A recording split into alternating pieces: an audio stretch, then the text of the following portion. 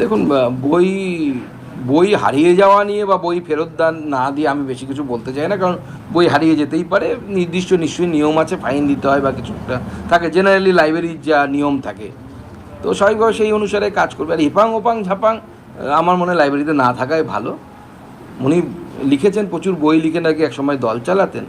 যদি বইয়ের মধ্যে বা লেখার মধ্যে ওনার দম থাকে, তাহলে ওনারা এখনও বই কিনবেন। মুখ্যমন্ত্রী ছিলেন, লেখক তো এরকম হয় না যে অধ্যাপক থাকলো তখন তিনি ভালো লেখক, তার বই বিক্রি হচ্ছে, যখন তিনি রিটায়ার করে গেলেন তার বই বিক্রি হচ্ছে না, এরকম তো হয় না। বরঞ্চ বাড়ে, আমরা দেখেছি রিটায়ার করার পর আরও বই বিক্রি বেড়ে যায়, কারণ শানিত হয় বুদ্ধি তত বেশি। তো স্বাভাবিকভাবে আমরাও চাইবো যে মমতা বন্দ্যোপাধ্যায় এত ভালো লেখিকা, এত ভালো চিত্রকর, এত ভালো গায়িকা, তো স্বাভাবিকভাবে তার তো এখন রিটায়ারমেন্টের টাইম এসে গেছে, উনি রাজনীতি বাদ দিয়ে এই সমস্ত ক্ষেত্রে আরও বেশি সময় দিতে পারবেন।